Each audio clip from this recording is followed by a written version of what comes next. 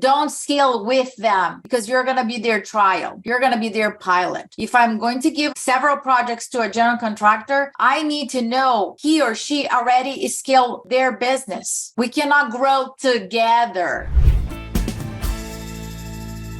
Welcome back, everyone. This is Liz. And this is Andressa. Welcome back to the Real Estate Investor Show.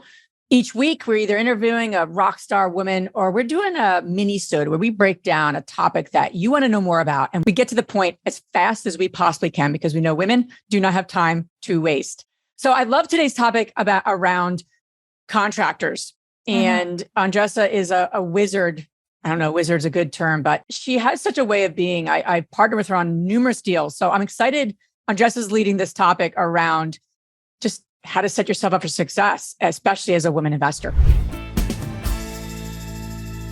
I'm going to break down a couple of my top 3 challenges that I face as women dealing with contractors in real estate. So Liz, I'm going to start this episode by doing a quick disclaimer, right? So when we share challenges and difficult situations that women face when dealing with challenges or investing in real estate, I want to clarify here that none of those challenges have prevented me from starting, growing, and scaling the business that I currently have.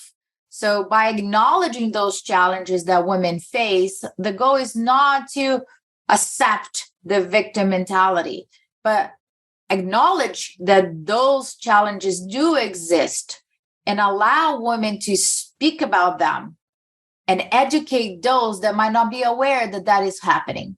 So that's why we are having this conversation right now. And I'm going to start with my number one thing. It might be very surprising for a couple of people that I'm putting this in my number one, but I don't know if I shared this before. You might not know, Liz, about. Ooh, I love things I don't know about you. So the number one thing that the challenge is safety. I don't think we talk too much about this, right? So important. But in my head, when I'm meeting a contractor, I'm going to a property for the first time, I am thinking where I'm parking. I am thinking who is going to be in the house. I am concerned about my safety. It does cross my head. If this person here right now, I'm 5'4", right? If this person tries to do something, there's no fucking way I can get out of it. Right? It's real for a lot of women. And I go through it and I have boundaries. I don't meet anybody for the first time by myself. I just don't. I don't go to houses meeting a contractor for the first time, empty houses by myself. I just don't. I have a device that it's an alert. If I pull it, it makes a horrendous sound. I have people that I text when I go, they know where I am, right? So it's a whole baggage that we carry around, to be honest. And I'm not saying this because it's in my head. So that's the part that I'm going to share with you, Liz. So many years ago, there was a situation where, you know, when you get comfortable talking to people, you have built multiple properties and the crew knows you, know them. So there's a friendliness happening. I think that many people distorts that to a different scenario. And in one of those situations, I was by myself with a crew member of one of my GCs, and he made a sexual comment to me. Did not know that. You didn't know that? I didn't. So when he did that, immediately, you know what my brain did? What? I questioned if I heard that right. I questioned because English is not my first language. So immediately I was like, what could be something else that he has said that could sound the same way? And I couldn't. So I said, what did you say? And he repeated. So when he repeated, my heart started beating so fast. And I have words for everything, right? I have opinions and words for everything. I did not have words there. My thought process at that moment was like, how can I get out of this house in a way that it seems that is just like, yeah. So I got out of the house and I called the GC immediately. And I said to him, I really need to meet you in person. Yeah. To have that conversation about that. Yeah. So when I shared this with him, and I did trust them and I did trust everybody, he started shaking. He couldn't believe.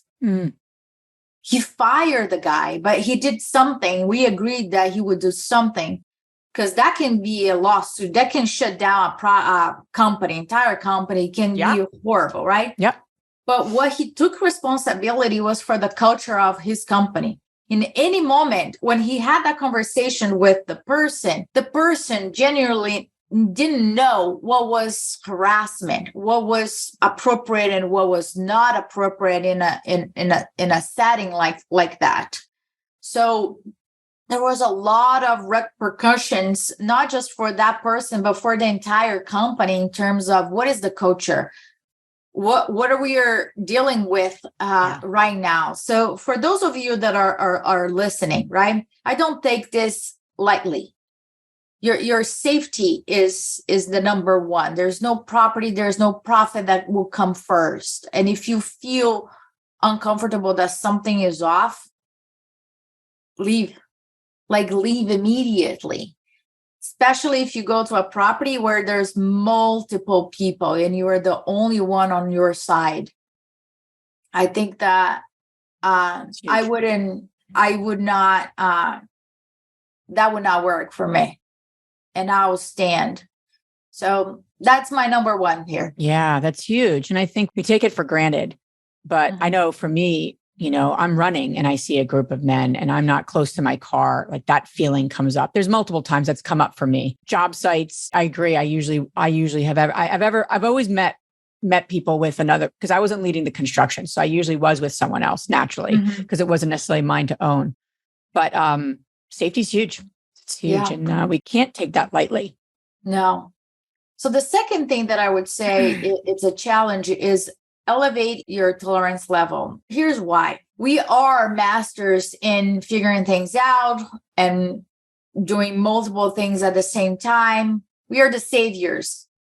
And I think the trap is when we hire general contractors and we really, really do their job in certain areas where we shouldn't, right? I'll ask you, if you have done a rehab job, if you're listening right now, you have done a rehab job, how many times you made lists for them? How many times you order for them? How many times you found a different fixture that they couldn't find it? How many times you resolve problems? How many times you were the thinker and the savior? I don't want that anymore, I should say, because my past, I'm guilty.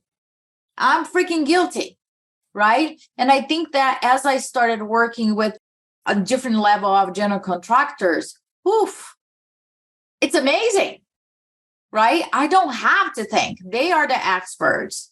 I take 3 steps back. I don't have to do none of that. Yeah. And I don't, because I elevate my tolerance level. It starts with me. So I'm going to give you, please write this down, go to our show notes and copy all those things over here. So those are my non-negotiables that I must have before I sign a contract and write the check.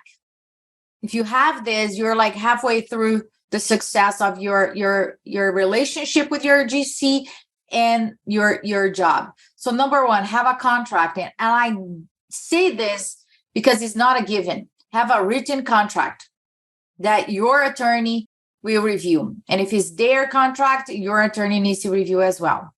Number one, contract. Number two, scope of work that's going to be attached to the contract. Finishes list, attached to the contract. Payment plan, attached to the contract. I want a copy of their license. I want to be added as an additional insured to their insurance. It does not cost anything else. I want lien waivers. When I give a check, the lien waiver comes my way and we're good. So those items are non-negotiable, but it starts with my standards. If you are complaining over and over again that you can't stand your general contractor not showing up, not following through, I'm sorry, that's on you. You're accepting it over and over again until I always say the universe makes it so bad for us to wake up. Guess how I know? Right? I got stolen, I got like delayed and all of that. So keep that in mind. Number 3, Liz, is scaling gradually. I think one of the biggest challenges that I faced before is that when a general contractor is doing a great job, I'm like, okay, give a second project to them with the expectation that they're going to keep the same quality standard and timeline. And that's far from being true, right? Mm-hmm. So I think that a couple of questions that I recommend all of you to ask is, I'll share 5, okay? Share the size of your current crew. You need to know. If it is 2 people, come on, is a given, right? If you have like outside crew, if you have to hire them, have you worked with them before? Who would be the main point of contact, boots on the ground on both projects? I want to know who that person is. What are your current projects and how far are they? If they have 3 other projects in beginning stage, is it okay to add another one? It's different if they have 3 projects that are in final stages and now they can handle yours, another one from yours. What's the maximum number of projects have you completed at the same time? That's very important to know. And listen, just a disclaimer. If it's like a one-man job or one woman job and they're going to quote unquote scale with you, if they don't already have a project manager, don't scale with them because you're going to be their trial. You're going to be their pilot. If I'm going to give several projects to a general contractor, I need to know he or she already scaled their business. We cannot grow together as he or she tests out a project manager. It just doesn't work. It's just trying to fit a square on a circle hole. It's not going to work. So that's what I got today. Number 1, your safety. Number 2, your mindset. Elevate your tolerance level. And number 3, scale gradually. It's all about us. It's not about them. Yeah, it always is about us. Control. That's the only thing that we can control. Last words, Liz, before we go. No, you hit it on the nail. Do something with what you get from these minisodes. Take action, a small action as a result of today's minisode. Biggest thing you can do. Thanks so much for listening. Ciao.